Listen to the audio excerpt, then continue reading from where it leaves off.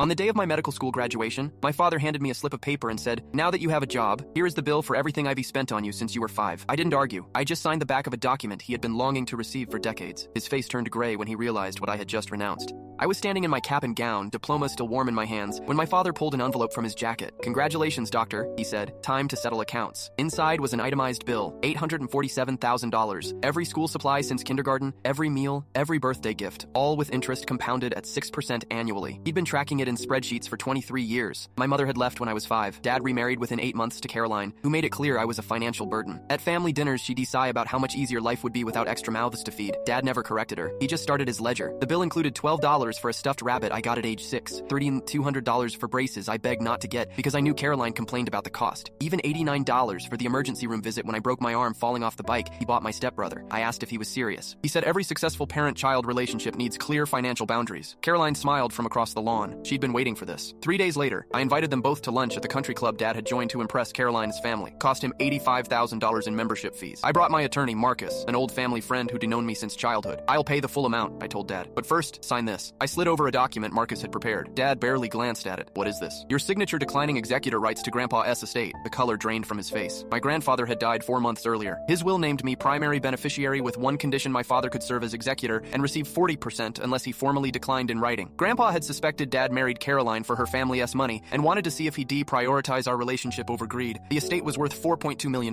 Dad had been calling the attorney weekly, asking about his share. Caroline grabbed the paper. "Don T. signed that. We need that money. Then you'll need to sue me for the $847,000. I said calmly. "That'll take 3 years minimum, cost you $200,000 in legal fees, and you'll lose because gift doctrine protections apply to parental support." Marcus nodded. "Plus, judges really hate parents billing their children." I pushed the document closer. "Or you sign, I keep the full inheritance, and we never speak again. You have 60 seconds. Dad's hands shook. He looked at Caroline, whose face had gone rigid. He'd spent over a decade kowtowing to her family, building a lifestyle that depended on money he didn't have. The executor fee was supposed to fund their early retirement in Scottsdale. He signed at second 58. I took the document and stood. The $847,000 bill? I am framing it in my office. Patients love asking about it. I handed him a business card for my new practice, pediatrics, heavily subsidized for low-income families. "Every kid I treat for free, I'll be thinking of you." Marcus witnessed the signature. The estate transferred fully within 6 weeks. Dad called 47 times. I blocked him after the 5th voicemail where Caroline screamed in the background about ungrateful children. Last I heard, they re-downsizing to a condo. The country club membership lapsed. Sometimes I wonder if he remembers charging me for that stuffed rabbit. Do you think he kept his copy of the bill?